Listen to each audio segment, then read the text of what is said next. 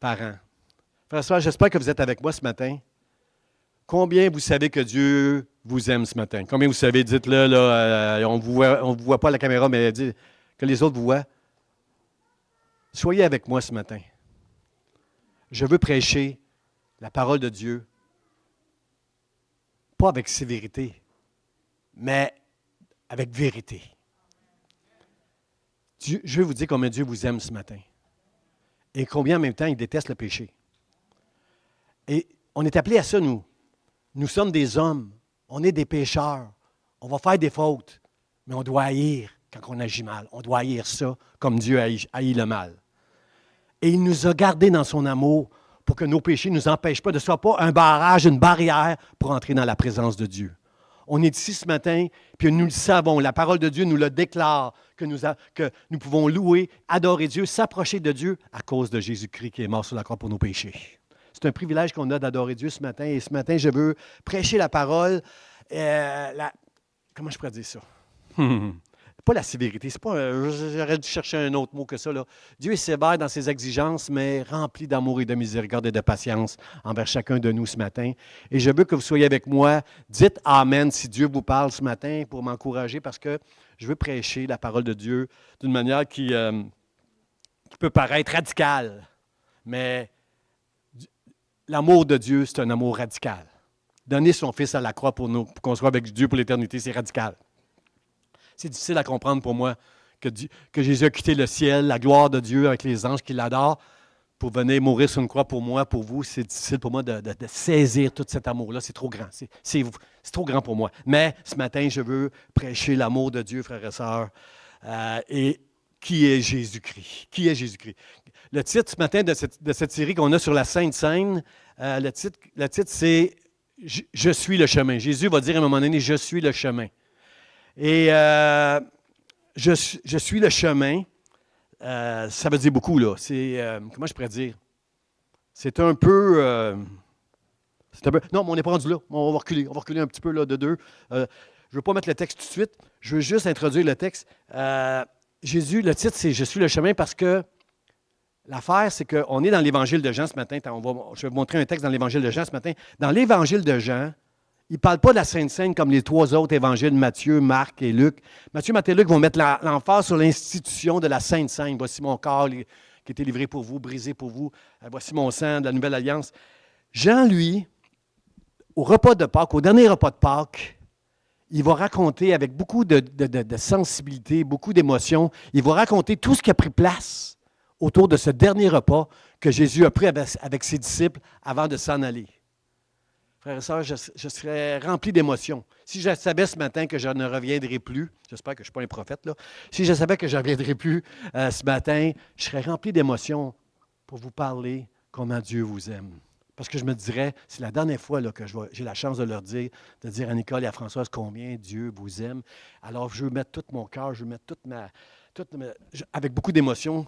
Je veux le dire, je n'aurais pas besoin de dire Dieu aide-moi, je serais rempli d'émotions si j'avais. C'est la dernière fois que je vous adressais. Et Jésus est en train d'adresser ses disciples sachant qu'il s'en va rejoindre le Père. Et comprenez, frères et sœurs, il y a toutes sortes de choses qui ont pris place pendant le dernier repas que Jésus a pris de Pâques. Et il a dit à ses disciples, « Je suis le chemin. C'est moi le chemin. Il n'y en a pas d'autre chemin. C'est moi le chemin. » Jean-Baptiste a dit, Jean-Baptiste qui était le plus grand des prophètes, là, Jésus dit, il dit, « Celui qui vient après moi m'a précédé. Il était avant moi. » Je ne sais pas si Jean-Baptiste comprenait ce qu'il disait, mais il disait la vérité.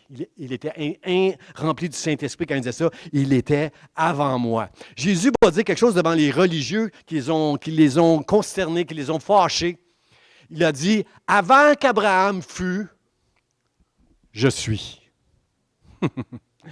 Là, il y a comme une faute de... Jésus a mal conjugué. Hein? En français, là, s'il y en a qui sont bons en français ici, « Avant qu'Abraham fût, il aurait dû dire « j'étais ». Mais il dit « je suis ». Vous savez pourquoi Jésus dit « je suis » ? C'est un titre qu'on donne à Dieu. Et les pharisiens, les religieux le savent. Ils en veulent à Jésus.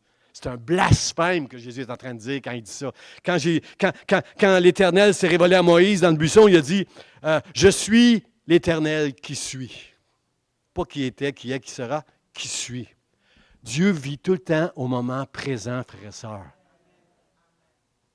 Il est l'Éternel qui est. Il dit, il est le grand je suis. C'est un blasphème. Il voulait le tuer, Jésus, pour le lapider pour avoir des blasphèmes comme ça. Mais merci Seigneur, son heure n'était pas encore venue quand Jésus parlait comme ça. Mais là, au repas de Pâques, son heure est venue maintenant de venir à la croix, d'être brisé à la croix pour nos péchés, de mourir, de payer le prix pour nos péchés. C'est l'heure. L'heure est maintenant venue, là. Et le texte que j'ai choisi, c'est dans Jean chapitre, il va apparaître là, 14, versets 4 à 6. Il va dire à la gang, vous savez où je vais et vous en savez le chemin. Thomas lui dit, merci pour Thomas, Seigneur, merci pour Thomas. Thomas lui dit, Seigneur, nous ne savons où tu vas. Comment pouvons-nous en savoir le chemin? Jésus lui dit, je suis le chemin, la vérité et la vie.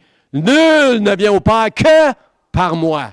Je suis le chemin avec un L majuscule, la vérité, la seule vérité et la vie.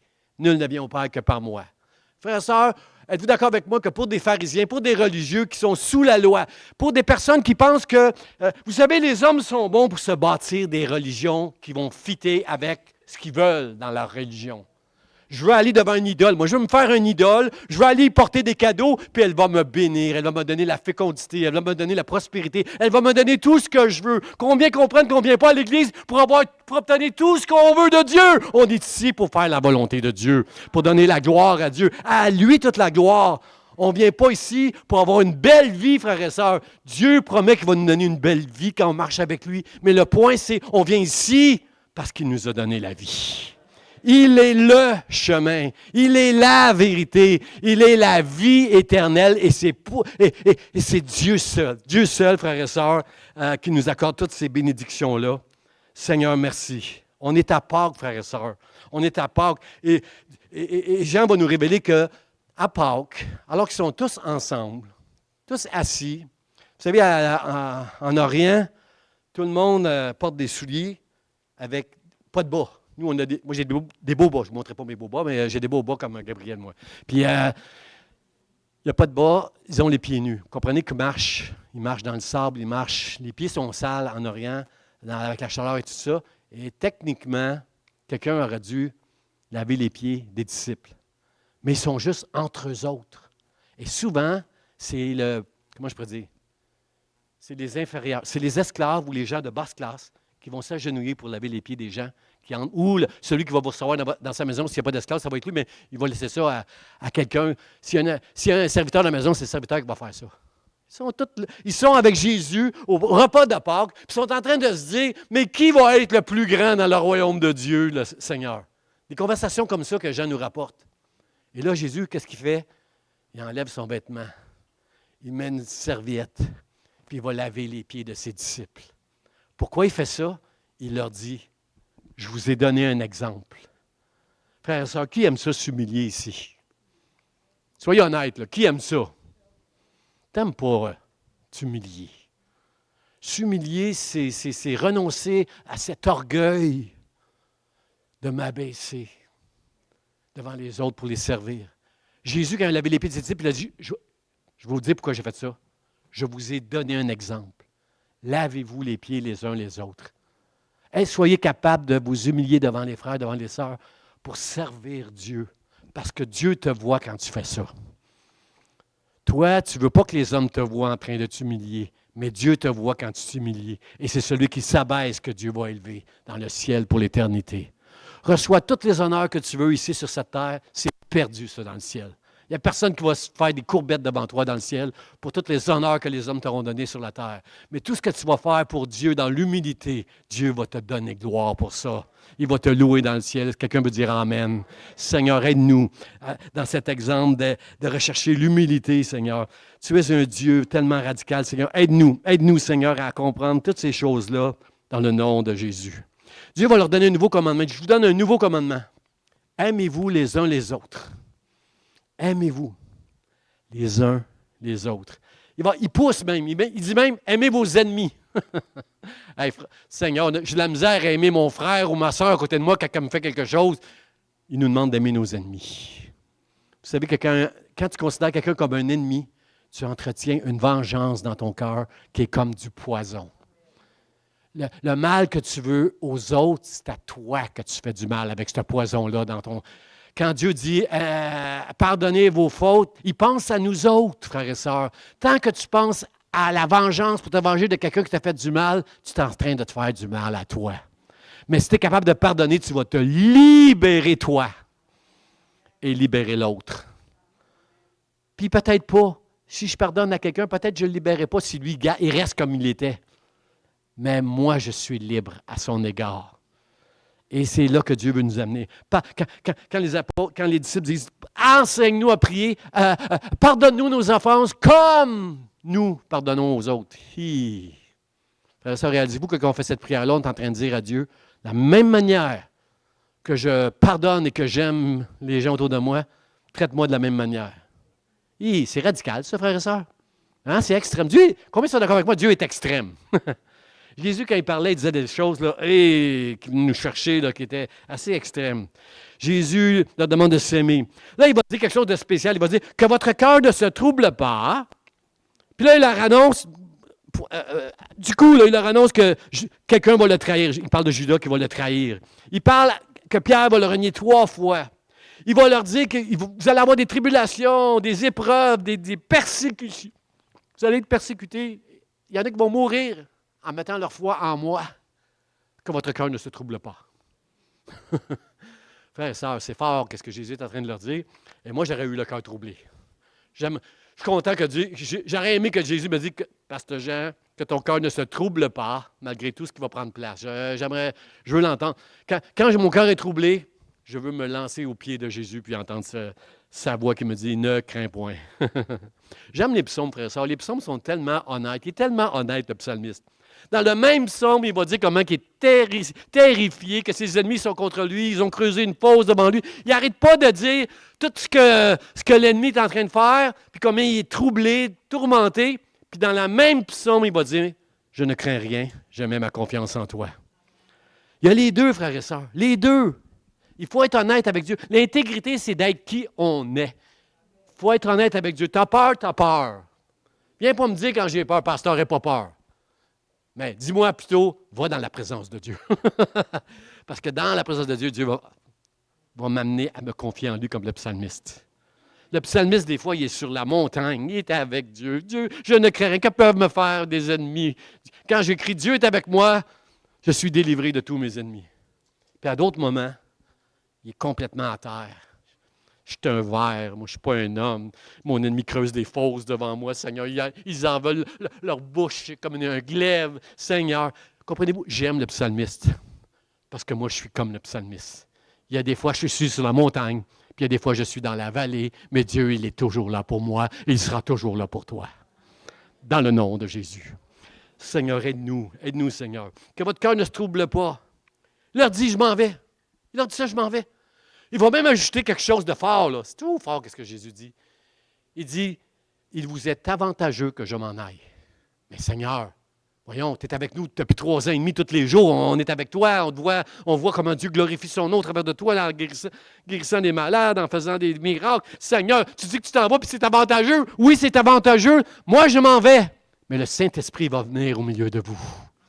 Il va venir et lui va vous conduire dans toute la vérité. Lui va vous enseigner. Lui va vous protéger et diriger.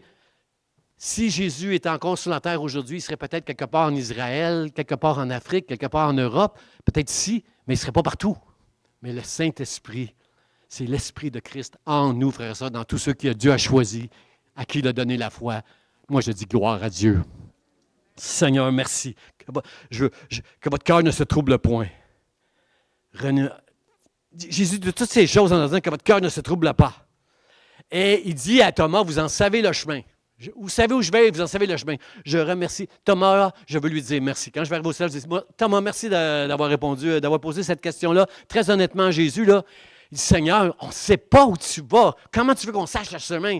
C'est là que Jésus dit, je suis le chemin, la vérité et la vie. Nul ne vient au Père, juste par moi. Il n'y a pas d'autre chemin. La grâce de Dieu seul. au travers de Jésus-Christ seul, à cause de la parole de Dieu seul, par la révélation du Saint-Esprit seul, frères et sœurs, que nous allons aller au ciel parce que Jésus est le chemin. Seigneur, aide-nous ce matin à saisir tout ça. Alors, mon premier point qui apparaît à l'écran, c'est Jésus, quand il dit Jésus, je suis le chemin.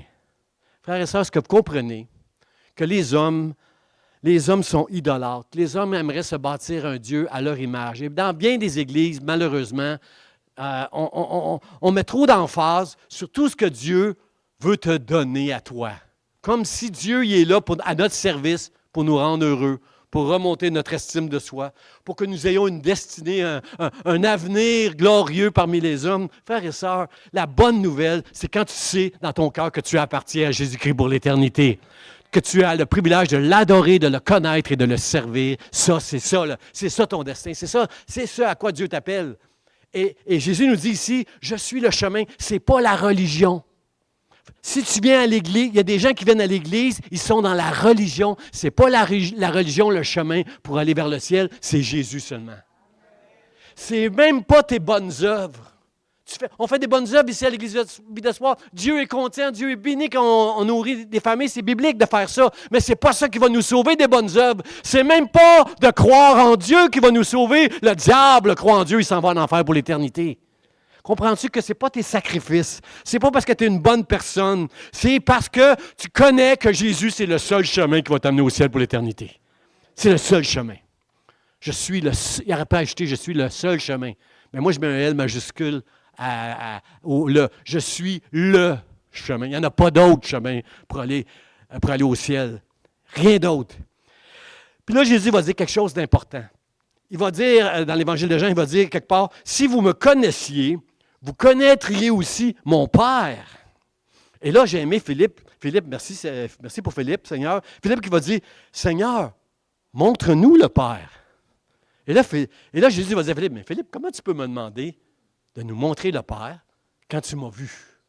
Tu ne sais pas que moi, je suis dans le Père, puis le Père, il est en moi. » Puis dans la grande prière sacerdotale que Jean nous montre dans le chapitre 17, Père, je prie pour eux, l'Église Vie d'Espoir, et pour tous les chrétiens qui sont en Jésus-Christ au travers sur toute la terre, je prie pour eux afin qu'ils soient un comme nous sommes un.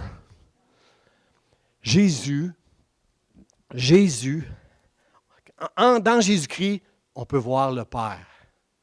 Combien sont d'accord avec moi qu'en chacun de vous, les hommes doivent voir Jésus le Christ et doivent voir aussi l'amour du Père dans chacun de vous. Vous êtes d'accord avec moi? Dites un grand Amen, un grand Amen. Amen, Amen. Je veux que le ciel et l'enfer l'entendent. Philippe dit, montre-nous le Père. Frères et sœurs, c'est important pour notre salut de comprendre la Trinité. Pasteur Charlie en a parlé, je crois, la semaine passée, comme c'était important, la Trinité, de bien comprendre ça. Frères et sœurs, regardez ici, qu'est-ce que ça dit au verset 9 et 10 dans l'Évangile, dans le même chapitre là, qu'on écoute, qu'on suit. Là. Jésus dit, vous savez où je vais, vous en savez le chemin.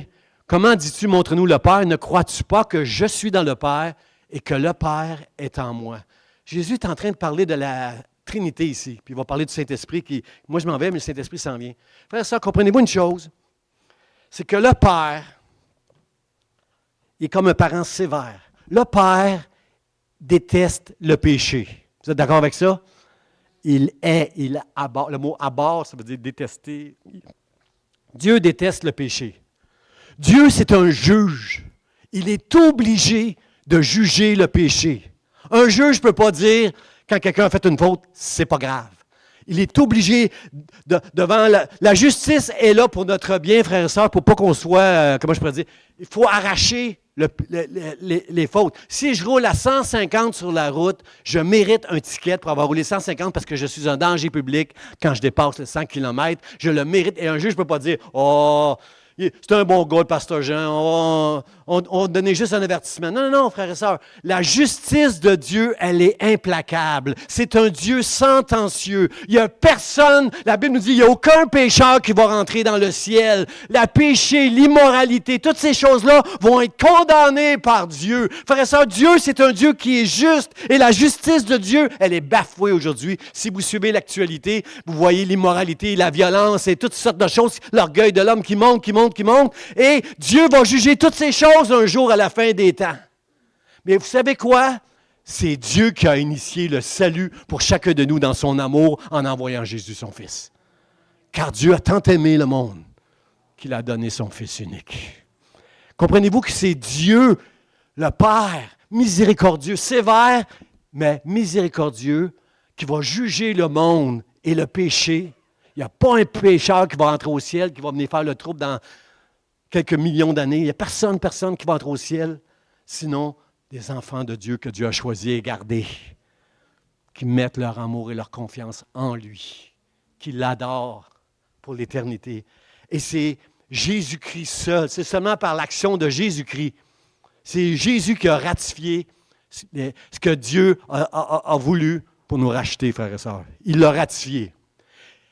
Et le Saint-Esprit, frères et sœurs, c'est lui qui nous le révèle.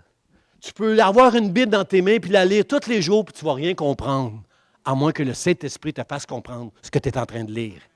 Et comme le pasteur Charlie l'a dit ce matin, tu peux lire la Bible aujourd'hui et relire le même passage demain, puis tu vas découvrir encore des perles que tu n'avais pas lues hier, parce que c'est infini, frères et sœurs.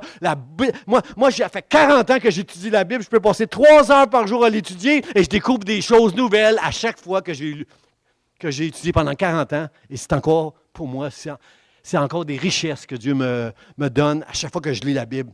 Le Saint-Esprit, frères et sœurs, c'est lui qui va te révéler qu'il est le chemin, la vérité et la vie. Comprends-tu la grâce? Quand la Bible dit que c'est par grâce que tu es sauvé, comprends-tu que si le Saint-Esprit, la troisième personne de la Trinité, ne te révèle pas cela, l'amour de Dieu que je suis en train de te parler, le sacrifice que Jésus a fait à la croix ne fait aucune différence dans ta vie. Tu es sauvé le jour que tu as compris que sans Jésus, tu es fini. Dites ça, je suis fini. Dis, je suis fini devant le grand je suis. Sans l'amour de Dieu et sa justice, et Jésus qui est venu accomplir la justice de Dieu en mourant sur la croix, et sans le Saint-Esprit qui va nous révéler ces choses, tu es fini. Tu ne vas pas au ciel. Tu es religieux. Tu viens à l'église, tu lis la Bible, mais si tu n'as pas la révélation un jour qui va t'amener dans une conversion, que Jésus seul est ton sauveur, ce n'est pas tes bonnes œuvres. C'est pas toutes les choses que tu peux faire, les sacrifices que tu peux faire, mais c'est la révélation que je suis un enfant de Dieu qui m'ouvre les portes du ciel, frères et sœurs. Et c'est Jésus le seul chemin. Il n'y a pas d'autre. C'est pas parce que je suis pasteur, c'est pas parce que je vais dans une église, c'est pas parce que, comprenez-vous, que je crois en Dieu, c'est Jésus le seul chemin. Amen. Amen. Maintenant, frères et sœurs, est-ce que je peux aller un peu plus loin là-dedans encore? Est-ce que vous me permettez d'aller plus... Quand je vous dis que c'est sévère, des fois, ce que Jésus dit. Regardez bien le texte prochain, le prochain texte. Quand Jésus dit « il est le chemin », il nous parle que c'est un chemin étroit. Il dit « entrez par la porte étroite ». Comprenez-vous, frères et sœurs, qu'avant de marcher sur le chemin qui mène jusqu'au ciel, toute votre vie, merci Seigneur pour le larron, lui. Il n'a pas eu le temps de marcher sur le chemin. Il a juste mis sa foi en Dieu, puis lui, c'était le nirvana, lui. Il était un pécheur, il va mourir sur la croix, puis il met sa foi en Jésus, puis il est au ciel tout de suite. Mais regardez ici, la porte étroite. Entrez par la porte étroite, Jésus va nous enseigner. Car large est la porte, spacieux est le chemin qui mène à la perdition. Il y en a beaucoup, quelqu'un dit beaucoup. Il y en a beaucoup qui entrent par là. Mais étroite est la porte. Resserré est le chemin qui mène à la vie, et il y en a peu. Je peux entendre peu? Qui les trouve.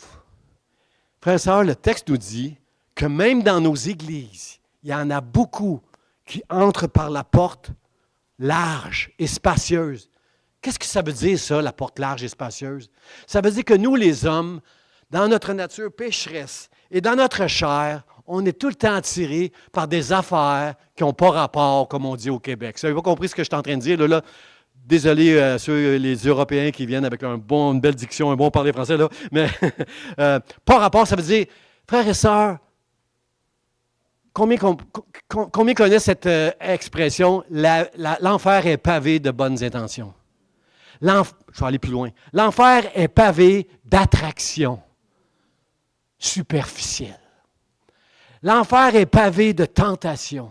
Frères et sœurs, on est des hommes, on est des femmes avec des passions, avec des désirs charnels. Et si on ne passe pas par le chemin, on est dans l'Église, mais on est dans un chemin spacieux et large qui va nous amener dans la perdition, tant aussi longtemps qu'on va servir tant aussi longtemps qu'on va vouloir suivre notre cœur et nos passions, au lieu de servir les passions de Dieu et la volonté de Dieu. J'ai eu moins d'emmène, là. Est-ce que vous êtes avec moi, frères et sœurs? Que ce n'est pas facile de marcher avec Dieu. Dieu nous demande un amour et une réponse radicale. Jésus, il est radical. Frère et sœur, il dit, je suis le chemin. Les religieux savaient qu'il est en train de dire, hey, lui, il est en train de dire qu'il est comme Dieu, là. Comprenez-vous, frère et sœur? Ou Jésus, c'est un menteur, puis un arrogant, puis un blasphémateur, ou il est le Fils de Dieu. Je veux croire que si vous êtes ici ce matin, vous croyez que Jésus est le Fils de Dieu. Sachez qu'il est le seul chemin. Et ce n'est pas selon nos pensées qu'on va être capable d'entrer au ciel, mais c'est en passant par la porte étroite et le chemin étroit qu'on va arriver jusqu'au ciel. C'est Jésus-Christ qu'on parle ici ce matin. Jésus et la volonté. C'est pas ceux qui... Regardez comment Jésus est radical, frère et sœur. C'est pas ceux qui disent « Seigneur, Seigneur » qui vont entrer au ciel. Celui-là seul qui fait la volonté de mon Dieu. Quelqu'un dit « Aïe, aïe, ouch !» Mais ça, c'est Jésus, frères et sœurs. Ça, c'est Jésus. Il est radical. Il n'y a pas de chemin spacieux. Essaye pas d'aller au ciel en faisant des bonnes œuvres, des sacrifices, en amenant l'Église, en lisant la Bible, en donnant à Dieu, en faisant des bonnes œuvres. Essaye pas de plaire à Dieu de cette façon-là. Tu ne plairas pas à Dieu tant que tu n'auras pas mis ta foi que c'est Jésus seul qui peut t'amener, qui est le seul chemin pour que tu ailles au ciel pour l'éternité. Et Jésus nous dit, fais la volonté de mon Père. Et quand tu n'es pas capable de faire la volonté de son Père, demande à Dieu, aide-moi. Donne-moi ton Saint-Esprit, Seigneur, afin que je puisse faire ta volonté. Jésus a dit, lui, il vous conduira dans toute la vérité. Seigneur, aide-moi, Seigneur, à marcher sur ce chemin qui est étroit. Seigneur, parce que je suis un homme. Je suis juste un homme, Seigneur, aide-moi. On aime la facilité, le confort, le plaisir. Mais être en Jésus-Christ, combien sont d'accord avec moi, c'est être séparé de ce monde et de toutes les distractions superficielles que ce monde va mettre devant nous. Est-ce que je peux entendre amen? Il y a un homme que j'aime beaucoup dans la Bible qui s'appelle Salomon, que Dieu lui a donné à un moment donné beaucoup de sagesse. J'aime Salomon parce que Salomon a eu tout ce qu'un homme ou une femme peut désirer sur cette terre comment je pourrais dire, superficiel, pas superficiel, je dirais pas ça comme ça. Mais tous les rêves, combien sont d'accord avec moi, ce n'est pas nos rêves qui sont importants, mais ce sont les rêves de Dieu dans nos vies qui sont importants. Ce que Dieu rêve pour chacune de nos vies, c'est ça qui est important. Mais on a des rêves des fois. Et si on marche sur le chemin spacieux et large, on a des rêves charnels. Salomon, il a tout eu, frères et sœurs. Salomon, là, il a eu la sagesse. Dieu, qu'est-ce que tu veux, Salomon, je te le donne. Ce que je veux, Seigneur, tu m'as donné un peuple nombreux à gérer, donne-moi la sagesse. Wow! Oh ben, et là, Dieu, il dit wow! Quand on parle de même avec Dieu, là, si vous parlez comme ça avec Dieu, là, dans la prière, Seigneur, donne-moi rien, donne-moi la sagesse. Wow! Vous allez entendre wow du ciel. Et Dieu a dit, je ne te donnerai pas juste la sagesse. Oh, Salomon, j'aime tellement ça. Tu es tellement béni d'entendre ça de ta bouche. Tu veux être à la hauteur pour diriger le peuple. Tu me demandes la sagesse, moi, je vais te donner plus que ça. Dieu a tout donné à Salomon, plein de choses. Il a donné la sagesse, il lui a donné la science. Si vous regardez dans l'Ecclésiaste, il y a plein de choses que Salomon a compris dans la vie à cause de la sagesse et de la science qu'il avait. Il avait une grande position. Il était le roi d'Israël, puis il a vécu pendant des années de paix, contrairement à David qui était tout le temps en guerre. Il a vécu la paix. La paix. Combien veulent vivre la paix, frères et sœurs? Dans vos maisons, vous voulez la paix. Je veux la paix dans ma maison. Seigneur, merci pour Salomon. Tu as donné la sagesse, tu as donné la science, tu as donné une position, tu as donné la gloire. Il y a des gens qui venaient voir Salomon, des gens de d'autres pays qui régnaient et disaient « Wow, j'ai jamais vu, hey, c'est glorieux tout ce que Salomon peut avoir. » Ils voyaient la gloire de Dieu sur Salomon. Il y avait plein de richesses, Salomon. Il était tellement riche, tout était en or. Il a construit un temple, tout était en or dans le temple. Il demandait, il était riche. Toutes des choses que les hommes aimeraient avoir, frères et sœurs, la richesse, le pouvoir, la gloire, les gens qui t'admirent. Salomon, là, je vais parler juste aux gars. Salomon, il y avait plein de femmes. Vous êtes sage de ne pas trouver ça excitant, là. Ça ne l'est pas, frère et sœur. Moi, je connais un missionnaire qui prêchait l'Évangile dans un pays où il y avait où tu as plusieurs femmes, là. La polygamie. Puis, le monsieur qui faisait la polygamie, il dit au missionnaire, il dit, toi, là, tu as une femme. Pasteur Charlie, tu as juste une femme. Vous avez l'air tellement heureux ensemble, vous avez l'air tellement bénis ensemble, puis tu as juste une femme. Moi, j'en ai 10, puis j'ai pas la paix dans ma maison. Je suis obligé de dire à une, c'est toi ma préférée, mais là, l'autre, quand elle la prend, comprenez-vous, j'ai jamais la paix, moi, dans la maison. Dieu ne nous a pas fait pour être polygames. Pas sûr que Salomon était heureux avec toutes ces femmes-là. Puis d'ailleurs, on comprend que ça l'a perdu même à la fin, toutes ces femmes-là. Mais je voulais faire une petite blague au gars. Là. Il y avait tout. La richesse, la gloire, il y a plein de choses. Mais qu'est-ce qu'il va dire Salomon à la fin des temps? Dans son livre, il va dire, tout ça, là, c'est de la vanité des vanités. Frères et sœurs, il n'y a aucune de ces richesses-là sur la terre que tu vas amener avec toi au ciel. Mais ce que tu vas... comprenez-vous que la prospérité de Dieu, c'est le contentement, c'est spirituel. Ce n'est pas des richesses matérielles que tu vas perdre, mais c'est tout ce que tu gagnes que tu ne vas jamais perdre. C'est ça la chose que tu dois réaliser. Tout est vanité. On est appelé à glorifier Dieu, frères et sœurs, sur cette terre. Pas désirer des choses pour nous. Mais c'est sûr que pour quelqu'un qui est sur le chemin large, qui ne voit pas Dieu et qui voit toutes ces richesses-là, c'est ces choses-là qu'il veut. Mais moi, c'est Dieu que je veux. Combien veulent Dieu ici? Levez la main, dites Dieu, je te veux toi, c'est toi. C'est toi. Sur Facebook, levez la main, dites, c'est toi que je veux, Dieu. Aide-moi, Seigneur, à mettre de côté toutes ces choses, ces distractions, Seigneur. Aide-moi. Paul, il dit, je veux rendre grâce à Dieu. Dieu veut Paul nous enseigne qu'on doit lui rendre grâce. Qu'est-ce que ça veut dire rendre? Ça veut dire, lui, il m'a donné tellement. Mais moi, dans ce que je vais lui rendre, c'est merci, merci, merci. C'est ma reconnaissance qui va m'amener à faire des bonnes œuvres. C'est ma reconnaissance qui va m'amener à être une bonne personne. C'est ma reconnaissance qui va m'aider à être un bon conjoint pour ma femme, pour mes enfants. C'est ma reconnaissance à Dieu. La valeur que j'attribue à tout ce que Dieu m'a donné pour moi va se voir dans ma vie, frères et sœurs. Ce matin, j'ai aimé entendre l'adoration dans l'Église. C'est la valeur que tu donnes à Dieu quand tu adores Dieu. Quand tu l'adores, tu es en train de dire, je t'aime, Seigneur. Tu es digne d'adoration. Seigneur, reçois toute grâce. Je veux lui rendre grâce pour tout ce qu'il a fait pour moi. Frères et sœurs, je vais vous poser une question. Sur quel chemin êtes-vous ce matin? Êtes-vous entré par la porte étroite, désirant faire la volonté de Dieu? Ou vous êtes sur un chemin étroit, ou quelque part vous voulez que Dieu marche avec vous, dans vos rêves, dans vos désirs, mais vous n'êtes pas en train de vouloir faire sa volonté. Est-ce que vous êtes assez honnête ce matin pour dire à Dieu, Dieu, aide-moi à considérer que la porte est étroite, c'est Jésus seul, c'est pas moi. Je n'ai pas de mérite, je n'ai pas de don. Je ne peux pas, moi, entrer au ciel, sinon que par toi, par tout ce que tu as accompli. Aide-moi, Seigneur, à marcher sur le chemin étroit, dans le nom de Jésus. Jésus va dire dans mon deuxième point qu'il est la vérité. Il n'y en a pas d'autre, frères et sœurs. Il n'y en a pas d'autre vérité. C'est Jésus qui a la vérité. Jésus est la parole de Dieu incarnée. Il est la vérité, frères et sœurs. Tout ce que tu penses, ça peut être intéressant, frères et sœurs, mais on ne veut pas savoir ce que Pasteur Jean y pense. On veut savoir ce que Dieu déclare dans la parole de Dieu.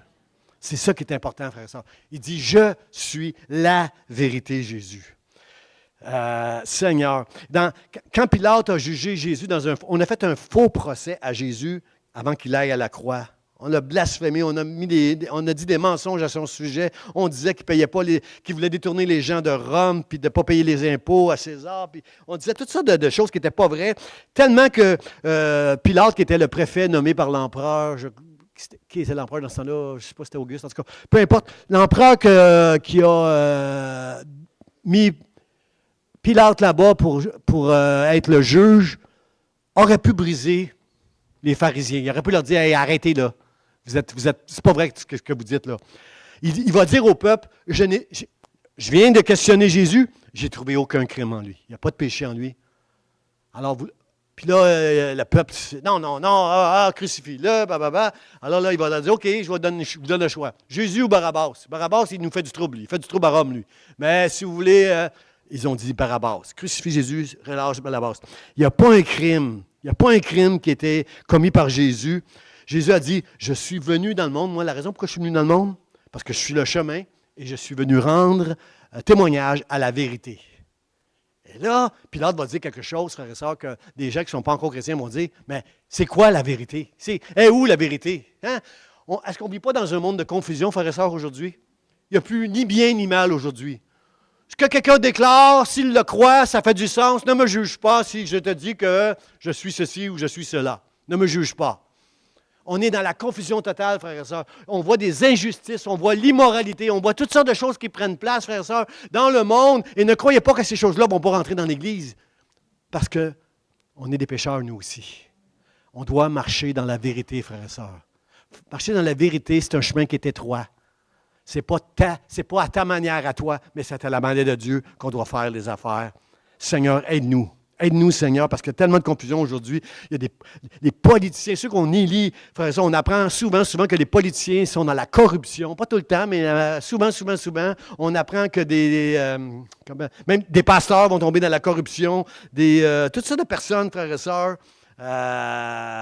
politiciens, des policiers même peuvent être achetés. Comprenez-vous, frères et sœurs, qu'on est dans un monde de confusion parce que la justice de Dieu, les gens l'ont bafouée. Ils n'en veulent pas de la justice de Dieu. Mais moi, je veux marcher avec la justice de Dieu. Jean-Baptiste, au chapitre 1 de l'Évangile de Jean, au verset 7, va dire ceci. La loi a été donnée par Moïse, mais la grâce et la vérité sont venues par Jésus-Christ. Comment il peut dire la grâce et la vérité puis coller ça ensemble? Est-ce qu'on n'est pas sous... Jean-Baptiste est encore sous la loi. Là. Comment il peut dire la grâce et la vérité? Parce que, frères et sœurs, si tu aimes Dieu, si tu es entré par la porte étroite, ce n'est pas en marchant, tu n'es plus sous la loi. Si tu essaies d'être sous la loi, puis tu fais juste une seule loi que tu n'obéis pas, c'est comme si tu as toute la loi que tu as reniée. Frères et sœurs, être sous la loi, c'est ne pas considérer que c'est Jésus en mourant sur la croix qui était le seul chemin pour qu'on puisse aller vers le Père. Il n'y en a pas d'autre chemin. Alors, essaie pas d'être sous la loi en plaisant à Dieu sous la loi. Tu dois mettre ta foi en Dieu.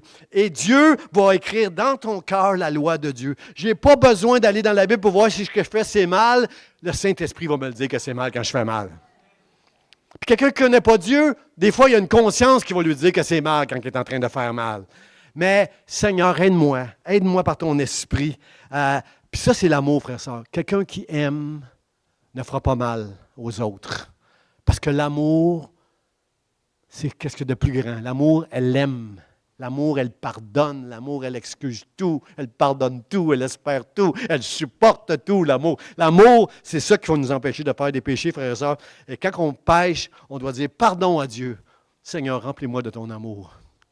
J'ai besoin d'aimer comme toi, tu nous as aimés, Seigneur, afin de ne plus pécher. On vit dans un monde, frères et sœurs, où on a besoin que l'amour de Dieu et sa justice nous soient révélés par l'Esprit de Dieu, au nom de Jésus. Amen. Dernier point, frères et sœurs. Jésus, il est la vie. Je suis la vie. La vie. Jésus, c'est la vie éternelle. Celui qui croit en moi aura la vie éternelle. Jésus, c'est la vie éternelle, mais c'est aussi la vie abondante, frères et sœurs. La vie abondante. Qu'est-ce que je veux dire par là? Regardez Jean 10, qu'est-ce que ça nous dit? Dans l'Évangile de Jean, au chapitre 10, ça dit, le voleur, en parlant du diable, il vient que pour dérober. Il vient nous voler, lui. Il vient nous égorger. Il vient pour nous détruire. Et Jésus dit, mais moi, je suis venu afin que les brebis aient la vie et qu'elles soient dans l'abondance. Je remercie Dieu parce que j'ai des épreuves dans ma vie. La vie est difficile, frère et sœur. Quand tu traverses un divorce, quand tu perds un enfant, quand tu perds... Comprenez-vous, frère et sœur, quand tout va mal dans ta vie, là, ta bénédiction, c'est de connaître Dieu. Parce que tu sais que la vie, tout ce que tu vas perdre sur cette terre, tu vas le retrouver au centuple dans le ciel. Et même que des fois, Dieu dit, même sur cette terre, si tu mets ta confiance en moi, même sur cette terre, je vais te donner au centuple tout ce que tu auras mis de côté pour me suivre. Le voleur, il est là pour nous voler, frère et sœur, pour briser nos vies.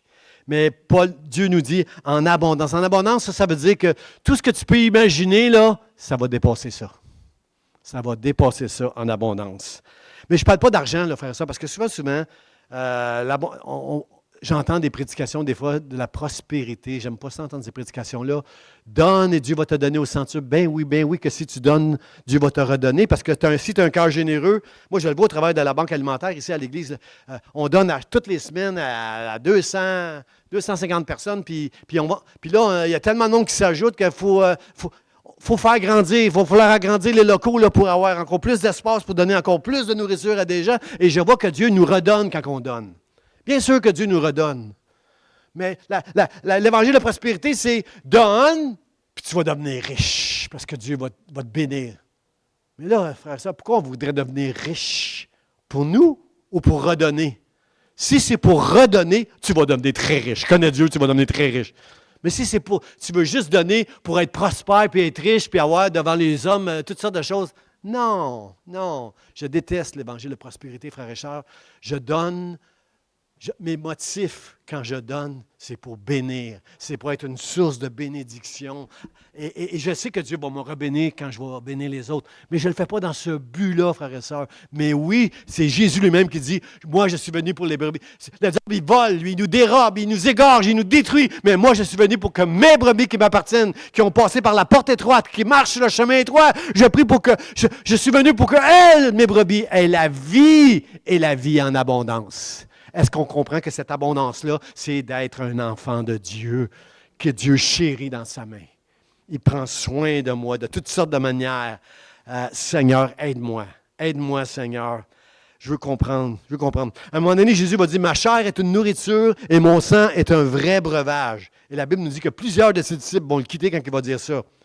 Mais Pierre va dire quelque chose, frère, sœur, que je veux entendre ici à l'Église du d'Espoir. Pierre va dire, Seigneur, à quel autre irions-nous? Tu as les paroles de la vie éternelle. Juste toi, Seigneur. Il n'y a pas une religion que je veux aller. Je ne veux pas te quitter, Seigneur. Pierre a compris. Pourquoi Pierre l'a compris? Jésus lui a dit, c'est pas toi, Pierre, c'est pas toi. Mais c'est mon Père dans le ciel qui te l'a révélé par son esprit. Tu ne seras jamais un chrétien tant que tu n'auras pas reçu la révélation de Dieu.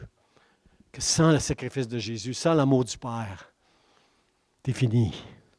Même si tu fais des bonnes œuvres, des bonnes actions, tu es dans la religion, tu es fini. Tu es sur un chemin spacieux. Si pour toi, Jésus n'est pas le seul chemin, la vérité et la vie éternelle. Aide-moi, Seigneur, à comprendre ces choses-là dans le nom de Jésus. Amen. Gloire à Dieu. Jésus a dit, je suis la résurrection et la vie, le bon berger, la lumière et du monde, le pain de vie, la porte, le bon berger. Oh Seigneur, aide-nous. Aide-nous, Seigneur, à donner le goût. Si tu marches par la porte étroite, mon frère, ma soeur, si tu rentres par la porte étroite, puis tu marches sur le chemin étroit, mon frère, ma soeur, tu es le sel de la terre et la lumière du monde. Savez-vous, le sel, frère et soeur, c'est quoi? Moi, je cuisine. J'aime ça cuisiner. Dimanche soir, lundi soir, c'est moi qui cuisine. Dimanche soir, souvent ma femme ne mange pas avec moi puis LSA parce que j'appelle ça mes soupers décadents. Des choses avec de la friture, là, comme calmar frit, frites, salade. Comprenez? Et le lundi, par exemple, je fais un vrai repas correct, là, parce que ma femme en mange mieux que moi, elle, et je fais des repas corrects. Mais comprenez-vous, frère et sœur, que quand on cuisine, puis Donald va être d'accord avec moi, ça prend des assaisonnements quand on cuisine pour donner un bon goût à la nourriture. Quand Jésus dit, vous êtes le sel du monde, il veut vous dire que vous devez donner le goût aux gens. Comment on peut donner le goût aux gens? C'est quand on est entré par la porte étroite, qu'on se marche sur le chemin serré.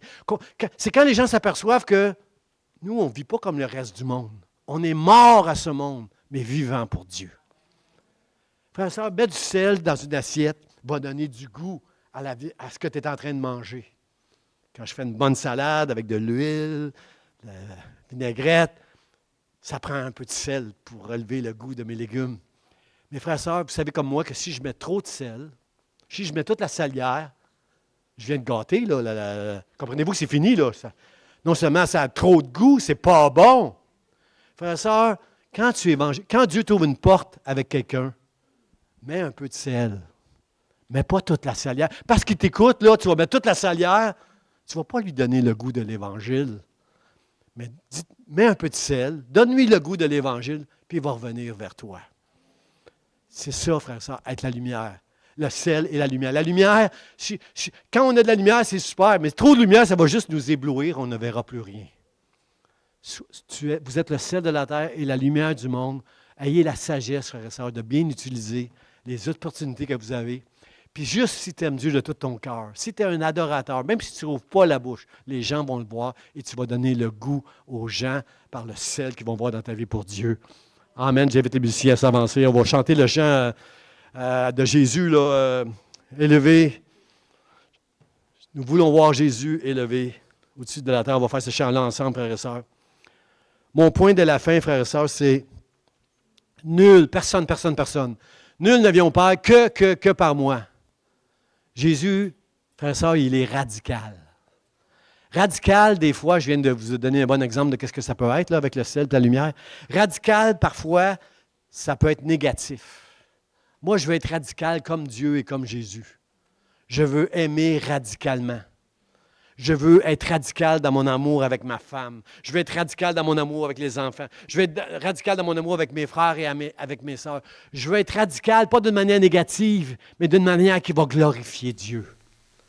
Quand Jésus dit « Nul ne vient pas que par moi », c'est dans son amour qu'il nous dit ça. Il n'y a pas d'autre chemin. Arrêtez les religieux. Arrêtez, je ne suis pas en train de blasphémer. Vous n'avez pas vu que Dieu a glorifié son nom au travers de moi. Vous n'avez pas vu tous les miracles que Dieu a fait au travers de moi. Je suis celui qui suis. Je suis celui qui est. Avant qu'Abraham fût, je suis.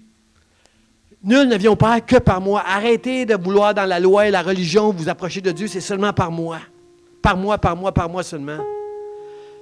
Ça veut dire, frères et sœurs, c'est abandonner ton propre chemin que toi tu t'es fait pour marcher dans le chemin que Jésus a ouvert, frères et sœurs. C'est ça, frères et sœurs. Moi, je vais être radical comme Mère Teresa. Mère Teresa, à un moment donné, elle est allée aux Indes, à Calcutta, puis elle a mis sa vie à prendre soin des malades, à prendre soin des mourants, à prendre soin de ceux qui avaient faim. Elle a consacré sa vie d'une manière radicale. Elle a tout quitté pour aller faire ça, parce qu'elle aimait Dieu. Elle aimait Dieu. Je me souviens une fois, Billy Graham, parce que Mère Teresa, c'était une catholique, je me souviens une fois, j'avais lu dans un livre de Billy Graham, quand il était allé là-bas, il lui avait demandé, Mère Teresa, pourquoi vous faites ça? Pourquoi vous faites ça? Il y avait un doute qu'elle faisait ça pour des bonnes œuvres. Elle dit, elle monte la croix, puis elle dit, je fais ça pour lui. J'ai fait ça pour lui. Il a été rassuré. Ses motifs étaient bons. Frères et sœurs, sois radical comme Mère Teresa. Sois pas radical comme les hommes religieux de ce monde qui imposent la religion, qui font des guerres et des génocides même au nom de la religion ou à cause qu'ils ont du pouvoir. Sois un homme et une femme remplis d'amour, comme Jésus t'a aimé. Que ton amour triomphe, frères et sœurs. Être radical, frères et sœurs, voici ce que c'est. C'est les mots de, je ne me souviens plus, c'est qui, je crois que c'est Luther qui a écrit ça, je ne suis pas certain, mais je l'ai pris en note. Être radical, c'est donner tout ce que tu ne peux pas garder sur cette terre. Il y a plein de choses que tu ne peux pas garder sur cette terre. Être radical, c'est donner toutes ces choses-là. Mère Teresa n'avait peut-être pas beaucoup d'argent, mais elle avait sa vie à elle qu'elle a donnée à Dieu en allant à Calcutta, prendre soin des Indiens. Les Indiens qui mouraient à terre, on les enjambait des fois parce qu'on se disait « Ah, son karma, c'est ça. Quand il va ressusciter, il va avoir un nouveau karma, puis là, il va peut-être être meilleur, une vie meilleure. » Elle allait prendre ces personnes qui mouraient, elle les amenait quelque part. Je crois qu'elle a fondé 217, si je suis exact là, dans l'Internet, 217 missions qu'elle a, dans sa vie, elle a fondées en Inde pour prendre soin de toutes ces personnes qui mouraient, que les gens laissaient mourir, qui manquaient d'amour, qui manquaient de nourriture. Je répète ce qu'il dit, lui là, c'est donner tout ce que tu ne peux pas garder sur cette terre en échange de quelque chose que tu ne pourras plus jamais perdre. Comme il trouve que c'est beau, qu'est-ce que je viens de dire. Amen. Je vais le dire encore. Je vais aller de ce côté-là. C'est donner tout ce que tu ne peux pas garder, être radical avec Dieu. Donne tout ce que tu ne peux pas garder sur cette terre en échange de quelque chose que tu ne pourras jamais plus perdre au ciel à jamais pour l'éternité. Amen. Et sur cette terre aussi, tout ce que je gagne en Jésus-Christ pour lui, toute ma vie que je donne à Dieu, j'ai une bénédiction ici sur la terre, mais j'ai quelque chose dans le ciel que je ne pourrai jamais perdre. Dans le nom de Jésus. Amen. Amen. Je vous invite à vous lever, frères et sœurs. On va chanter ce chant. Nous voulons voir Jésus élevé. Et j'aimerais juste faire une prière avant avec vous. Combien, ce matin, veulent dire, Pasteur, peut-être j'étais sur un chemin spacieux. Peut-être que je m'attendais que Dieu allait me bénir, en marchant avec lui, qu'il allait me bénir, me donner une vie comme je rêve. Mais je m'aperçois ce matin que c'est à moi, en reconnaissance et en rendant grâce à Dieu pour tout ce qu'il a fait pour moi, c'est à moi de le servir, de marcher sur le chemin étroit, d'oublier, c'est pas ma vie à moi, mais je veux vivre maintenant pour lui et garder tout ce que Dieu a pour moi pour l'éternité. Combien veulent faire cette prière avec moi? Seigneur Dieu, aide-moi par la révélation de ton Saint-Esprit, des Écritures, à marcher pour toi, par la grâce de Dieu le Père et l'aide du Saint-Esprit, au nom de Jésus, tu es ma porte.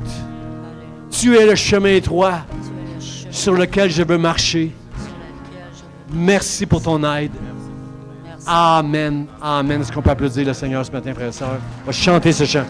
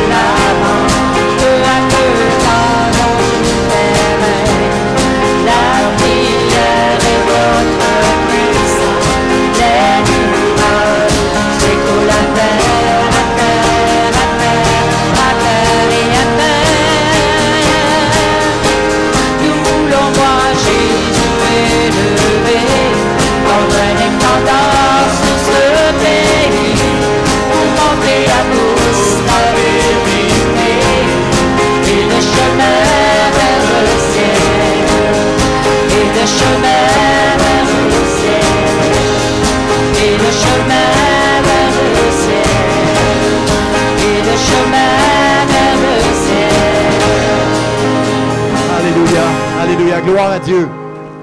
Seigneur, merci ce matin pour le privilège que nous avons d'être dans ta maison, dans ta présence, Seigneur. Pour le privilège d'être ce que tu nous as révélé un jour, que tu étais le chemin, Seigneur. La porte.